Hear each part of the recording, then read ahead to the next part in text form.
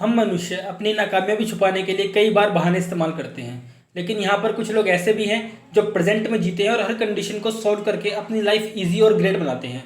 आज की वीडियो भी एक ऐसे ही शख्स को लेकर है। इंडिया के तमिलनाडु के एक छोटे से शहर में पैदा हुए इस इंसान ने पूरी दुनिया में अपना और हिंदुस्तान का नाम फैलाया।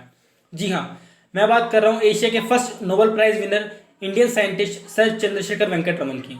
पूरी दुनिया को रमन इफेक्ट देने वाले सर सीवी रमन ने साइंस में इसके अलावा भी काफ़ी कंट्रीब्यूशन किया। जैसे सी का कलर ब्लू क्यों होता है, ओकोस्टो ऑप्टिक इफेक्ट क्या है, रमन स्पेक्ट्रोस्कोपी और भी बहुत कुछ। आज के वीडियो में हम ऐसे ही बहुत सारी बातें जानेंगे और इनकी लाइफ पर भी एक नज़र डालेंगे। नमस्कार दोस्तों, मेरा नाम है निखिल शर्मा। शुरू करते हैं आज की वीडियो। ओके, तो स्टार्ट करते हैं कि पर्सनल लाइफ से। इनका बर्थ 7 नवंबर 1888 को तमिलनाडु के तिरुचिरापल्ली नाम के एरिया से हुआ था। अब जब ये पैदा हुए तो ये काफ़ी लोअर मिडिल क्लास फैमिली से बिलोंग करते थे। तो इन्होंने कहा भी था कि I was born with a copper spoon in my mouth, यानी कि मैं अपने मुंह में कॉपर की चम्मच लेके पैदा हुआ था। इसका मतलब यहाँ पे ये होता है कि मैं एक मिडिल क्लास फैमिली में पैदा हुआ था। ठीक है, जैसे एक अंग्रेजी की कहावत है कि born with a silver spoon in my mouth, यानी कि एक बड़े घर में पैदा होना। तो इन्होंने इसको मॉडिफाई किया और उन्होंने बोला कि I was born with a copper spoon in my mouth. ठीक है, इनके फादर का नाम था चंद्रशेखर रामानाथन अय्यर, मदर का नाम था इनकी पार्वती अम्माल। और उस टाइम पे इनकी फैमिली इनकम से 10 रुपीज़ थी, जो इन्होंने बताया। अब क्या होता है, जब ये मैंने बताया मिडिल क्लास फैमिली से बिलोंग करते थे, तो इनके फादर थे इनके, ये फिजिक्स और मैथ पढ़ाते थे स्कूल के अंदर। तो जब ये 4 साल के हुए तब इनके फादर का प्रमोशन हुआ और ये कॉलेज में चले गए। फादर मतलब इनके पढ़ाने। अब क्या होता है, ये इनकी फैमिली भी चली गई, वाल्टिया शिफ्ट हो गई है। अब जब फैमिली भी शिफ्ट हो गई तब इनका स्टार्टिंग से ही जो ये सर सीवी रमन थे, इनका स्टार्टिंग से साइंस में काफ़ी इंटरेस्ट था। तो पहले ये तो जो इनके फादर जब स्टूडेंट थे, जब वो किताब पढ़ते थे साइंस की, तो ये वही किताब पढ़ने लगे पहले। तो उसके बाद इन्होंने, जब मेरे फादर कॉलेज में चले गए तो कॉलेज से जो उनकी लाइब्रेरी थी वहाँ से बुक्स लेके आते थे, वो पढ़ते थे। तो ऐसे ही इनका साइंस में इंटरेस्ट काफ़ी बढ़ता रहा। जैसे इनकी फैमिली भी फिजिक्स से ही, जैसे मैंने बताया फादर फिजिक्स और मैथ पढ़ाते थे, तो एक बैकग्राउंड भी वैसा ही कुछ हो गया यहाँ पे। ठीक है, जो इनका एजुकेशन उनकी saint Albans Anglo Indian school से इनकी एजुकेशन कंप्लीट हुई। अब इनको यूनिवर्सिटी ऑफ मद्रास जाना था, तो ये वहाँ गए और उन्होंने वहाँ पर अपनी बीए डिग्री कंप्लीट की। इन्होंने 1904 में बीए डिग्री अपनी कंप्लीट की और वहाँ पे जब इन्होंने अपनी डिग्री कंप्लीट कर ली तब वहाँ पे एक प्रोफेसर ने इनको समझ लिया कि ये काफ़ी ब्रिलियंट स्टूडेंट है। तो उन्होंने कहा कि आप यहाँ मत पढ़ो, आगे चल के आप यूनिवर्सिटी ऑफ कैम्ब्रिज या फिर आप यूके जाओ, इंग्लैंड जाओ, वहाँ जाके पढ़ो आप, क्योंकि यहाँ पे रहोगे तो आपका टैलेंट वेस्ट हो जाएगा। उन्होंने ऐसा कहा। लेकिन जब एक इनके मद्रास में एक सर्जन थे, उन्होंने चेकअप किया इनका और उन्होंने कहा कि आपकी हेल्थ ऐसी नहीं है कि आप ब्रिटेन के हार्श इन्वायरमेंट को सर्वाइव कर पाओगे, यानी कि आप झेल नहीं पाओगे इस इन्वायरमेंट को, इसलिए आप ना जो तो बेटर रहेगा। और ये काफ़ी एक्सीलेंट एडवाइस थी उनकी, क्योंकि इन्हीं से ठीक 1 साल पहले पैदा हुए 1887 में पैदा हुए श्रीनिवास रामानुजन, है ना, द ग्रेट मैथमेटिशियन। जानते हो क्या आप उन्हें, मतलब नाम से जानते होंगे। तो वो क्या थे, उन्होंने भी उनको भी एडवाइस दी गई थी कि आप वहाँ मत जाना, आपका हेल्थ ऐसी नहीं है। लेकिन वो चले गए और उन्होंने काफ़ी नाम कमाया मैथमेटिक्स की फील्ड में। लेकिन उनकी एट द एज ऑफ 32 उनकी डेथ हो जाती है। ठीक है, तो ठीक है, नहीं गए, उन्होंने इंडिया में अपनी पढ़ाई कंप्लीट करी। तो उनकी बायोग्राफी किसी और वीडियो में डिस्कस करेंगे, श्री रामानुजन की। ओके, अब क्या होता है, 1904 में बीए कंप्लीट करी। अब इन्हें स्कॉलरशिप मिल गया आगे पढ़ने के लिए और ये 1907 में इन्होंने अपनी एमए डिग्री भी कंप्लीट कर ली यूनिवर्सिटी ऑफ मद्रास से। अब क्या होता है, डिग्री कंप्लीट करने के बाद 1907 में, और इन्होंने इससे ठीक 1 साल पहले यानी कि 1906 में इन्होंने फिजिक्स में एक अपना फर्स्ट पेपर पब्लिश किया था।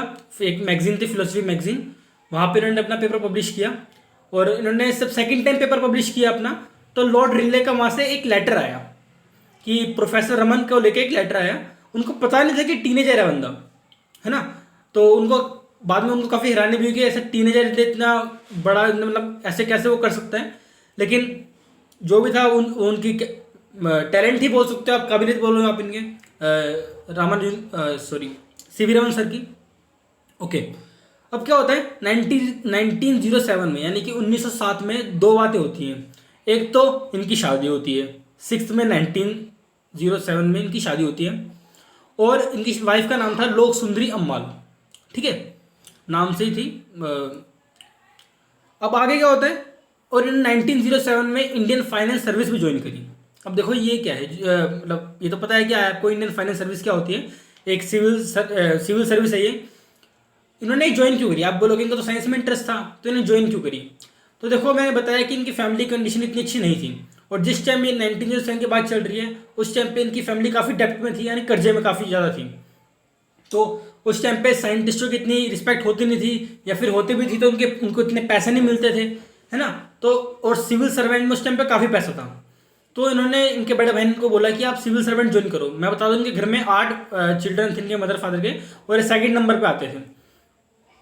तो उन्होंने कहा कि आप सिविल सर्विस ज्वाइन करो, तो इन्होंने सिविल सर्विस ज्वाइन करी। 1907 में यानी कि फर्स्ट अटैम्प्ट में ही इन्होंने अपने सिविल सर्वेंट का एग्जाम निकाल लिया, और ये इंडियन फाइनेंशियल सर्विस में ज्वाइन हो गए, और ये असिस्टेंट अकाउंटेंट जनरल बन चुके थे।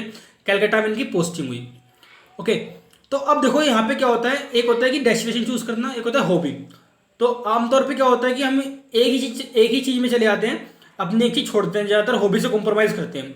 लेकिन इन्होंने दोनों चीज़ें ही अपनी बना के रखी, यानी कि इन्होंने अपना रिसर्च को भी जारी रखा, साइंटिस्ट वाइज जो इनका साइंस में जो इनका इंटरेस्ट था उसको भी इन्होंने कैरी ऑन किया, और ये इन्होंने अपने सिविल सर्विस की जॉब भी करी।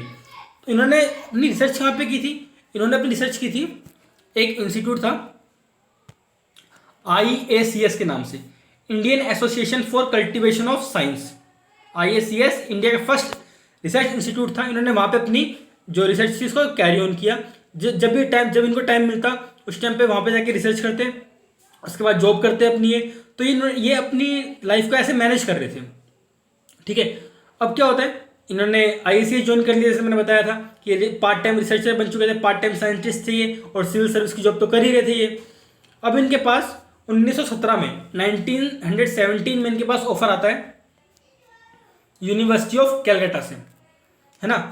यूनिवर्सिटी ऑफ कैलकाटा से ऑफर आता है कि उन्होंने क्या थे, उन्होंने एक नई पोस्ट क्रिएट की थी फिजिक्स की, वहाँ पे पायलट चेयर ऑफ फिजिक्स इन्होंने ये फॉर्म की थी, चेयर मतलब एक पोस्ट बनाई थी। अब पायलट का मतलब क्या है, एक वहाँ पे एक पर्सन थे श्री तारकनाथ पायलट। इन्होंने क्या किया था, इन्होंने उस यूनिवर्सिटी को 1.5 मिलियन रुपीज़ का कंट्रीब्यूशन दिया था, डोनेशन दिया था। तो उनके नाम पे एक पोस्ट बनानी थी इनको, तो इन्होंने वो पोस्ट बनाई।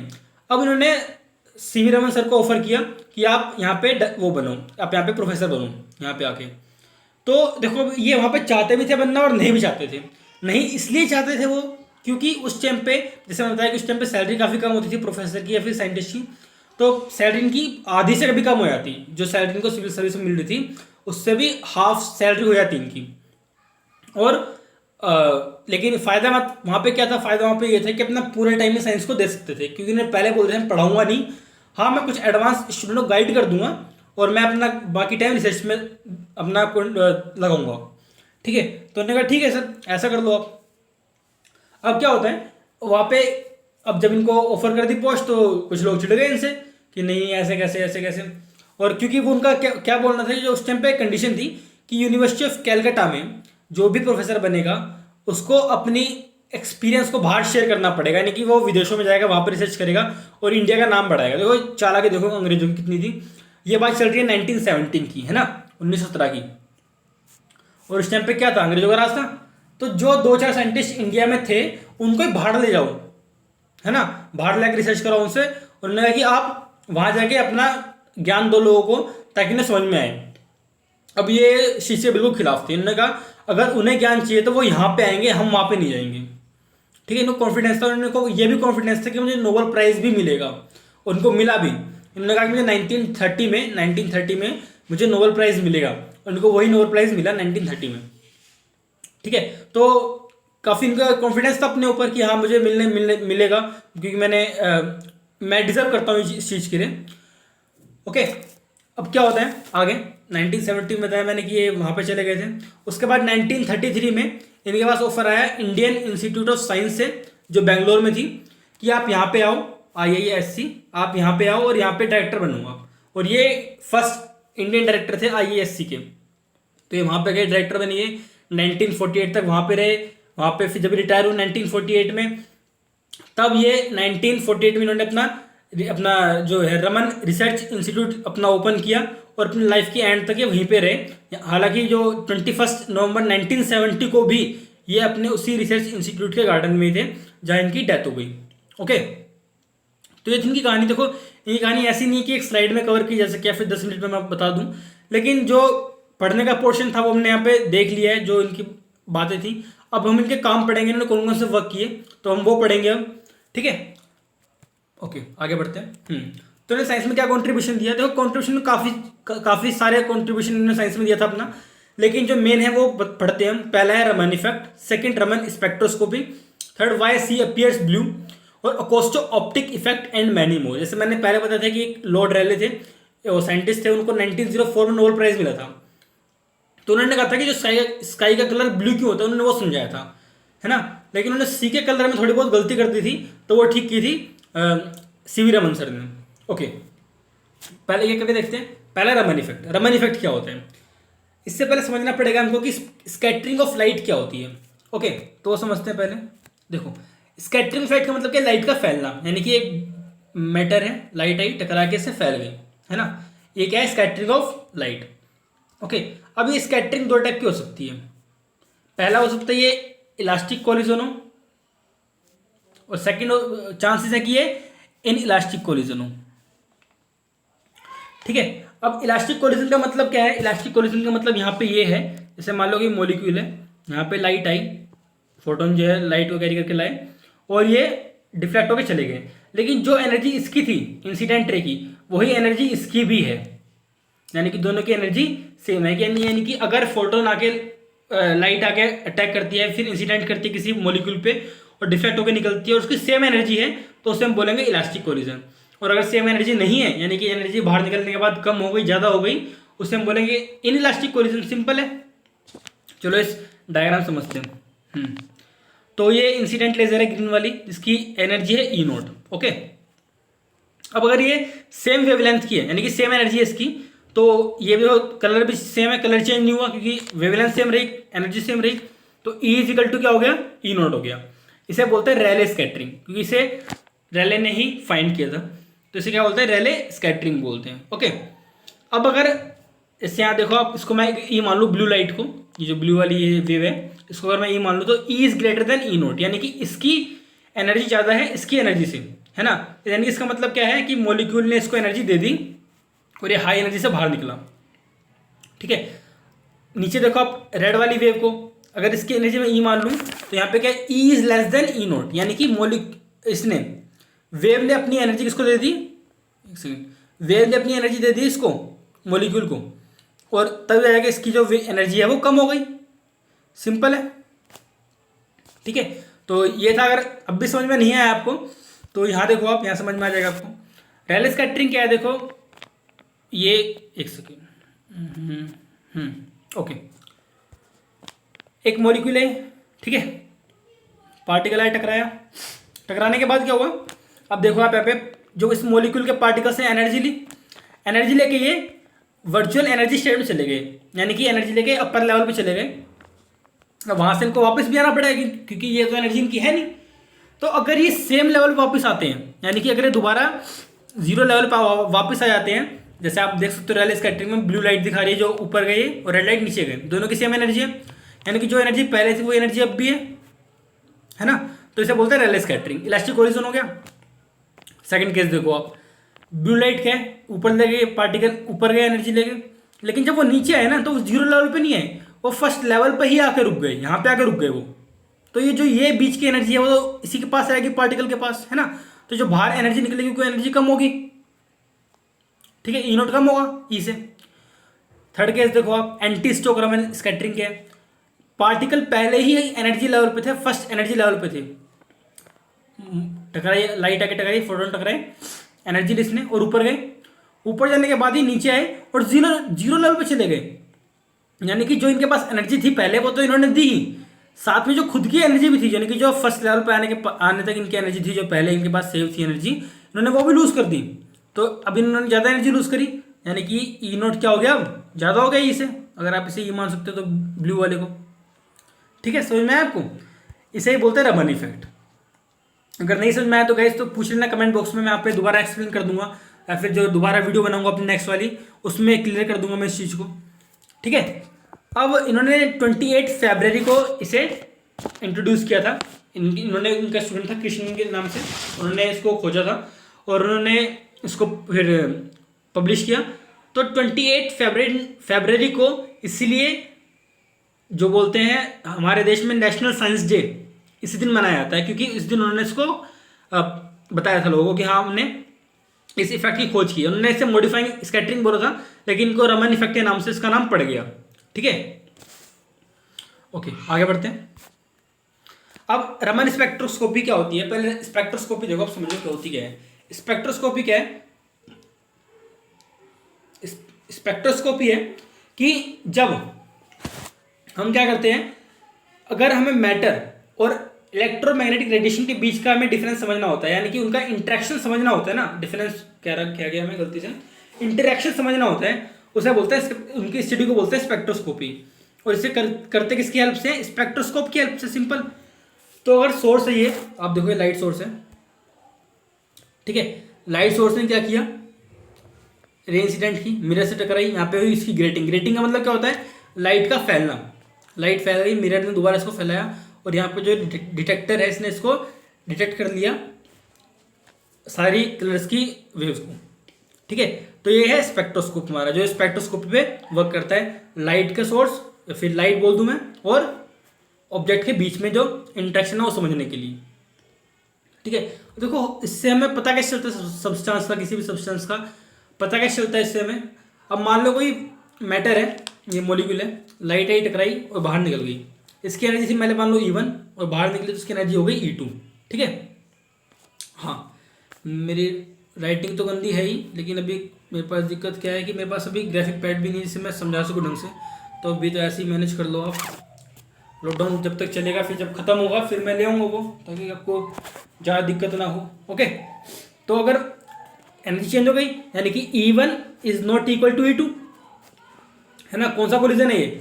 इनइलास्टिक कोलिजन है। ठीक है, अब क्या है यहाँ पे, अगर चेंज हुआ है यहाँ पे यानी कि एनर्जी में चेंज आया, इसका मतलब क्या है? वेवलेंथ में चेंज आया होगा, क्योंकि E इजिकल टू क्या होता है? E इजिकल टू होता है hc अपॉन में लैम्डा। लैम्डा क्या है? वेवलेंथ है ना। तो वेवलेंथ में चेंज आया, जब वेवलेंथ में चेंज आएगा तो क्या होगा? अगर वेवलेंथ में चेंज आएगा तो क्या होगा? हाँ, कलर चेंज हो जाएगा लाइट का, और लाइट का कलर चेंज होने का मतलब क्या है यहाँ पे कि लाइट डिफरेंट कलर में बाहर निकलेगी, और इसी डिफरेंस को हम पढ़ते हैं, यानी कि ये डिफरेंस फिंगरप्रिंट का काम करता है मॉलिक्यूल के लिए। इससे हम समझते हैं कि मॉलिक्यूल को जो वाइब्रेट हुआ है, वाइब्रेट होगा ना, एनर्जी लूज करेगा गेन करेगा, तो जो वाइब्रेशन हुआ है इसका फिनोमिना क्या है, मैकेनिज्म क्या है पूरा, इससे हमें चलता है पता कि सब्सटेंस किससे मिलकर बना है वो। ठीक है, ये चीज़ होती है, इससे हम पता लगाते हैं। ओके आगे बढ़ते हैं। एक है अकोस्टो ऑप्टिक इफेक्ट। क्या है देखो, तो ये क्या है, ये बेसिकली रिफ्रैक्टिव इंडेक्स पे बेस है, यानी कि अगर हमें पता है कि किसी का रिफ्रैक्टिव इंडेक्स क्या है किसी मीडियम का, तो उसमें लाइट कैसा बिहेव करेगी, ये जानने को बोलते हैं अकोस्टो ऑप्टिक इफेक्ट। ठीक है, इसमें क्या करते हैं, साउंड वेव जैसे यूज करते हैं, साउंड वेव को डाला किसी मीडियम में, तो उसने क्या किया, उसका रिफ्रैक्टिव इंडेक्स चेंज कर दिया, है ना। Refractive okay, refractive index change करने से क्या हुआ, जो लाइट है उसकी पोजीशन चेंज हो गई, यानी कि वो अलग एंगल पे बैंड होगी। ठीक है, तो इसकी स्टडी को ही हम बोल सकते हैं अकोस्टो ऑप्टिक इफेक्ट। ठीक है, आगे बढ़ो। ओके, और एक क्वेश्चन जो यहाँ पे जो था कि जो स्काई का कलर ब्लू क्यों होता है, जो लॉर्ड रेले ने समझाया, उन्होंने ये बोला कि जो स्काई है ना, उसमें आप देखो बेसिकली जो लाइट है उसके 3 मेन कलर्स हैं, रेड, ब्लू और ग्रीन, जिन्हें बोलते हैं हम प्राइमरी कलर्स, है ना। क्या है? Red, blue and green. ठीक है, अब रेड और ग्रीन की तो वेवलेंथ काफ़ी हाई है, आपने पढ़ा होगा विब्यूअर में। सबसे कम वेवलेंथ किसकी है? ब्लू की है ना। और जिसकी वेवलेंथ सबसे कम होती है वही कलर सबसे ज़्यादा क्या करता है? स्कैटर करता है। कम वेवलेंथ मोर स्कैटरिंग। ठीक है, तो इसलिए ब्लू कलर हमारा ज़्यादा स्कैटर करता है और हमें स्काई ब्लू अपीयर होता है। लेकिन उनका जो सी है ना, हमारा जो ओशन हो गया, सी हो गया, वो हमें ब्लू इसलिए अपीयर होते हैं क्योंकि जो सन से लाइट आती है ना, वो रिफ्लेक्ट होकर स्काई से वापस आती है, इसलिए हमको जो सी है वो ब्लू कलर का अपीयर होता है। लेकिन सीवी रमन सर ने कहा कि नहीं, ऐसा नहीं है, जो सी है वो भी ब्लू कलर ही स्कैटर करता है, इसलिए हमें वो ब्लू कलर का अपीयर होता है, रिफ्लेक्शन ऐसा कुछ नहीं है। ठीक है, तो ये उनकी बातें थी, मेन उनके वक्त समझाया मैंने आपको। तो आई होप आपको वीडियो पसंद आई होगी। अगर ऐसा है तो इस वीडियो को लाइक करना, शेयर करना, सब्सक्राइब भी कर सकते हो। बाकी आप खुद समझदार हो। अगर पसंद ना आए वीडियो तो इसे आप डिसलाइक कर देना। डिसलाइक क्यों किया लेकिन ये बता देना कमेंट बॉक्स में, ताकि मैं इस चीज़ को आगे इंप्रूव कर सकूँ। ओके गाइस, तो मिलते हैं अपने नेक्स्ट वीडियो में। तब तक के लिए जय हिंद, बाय बाय।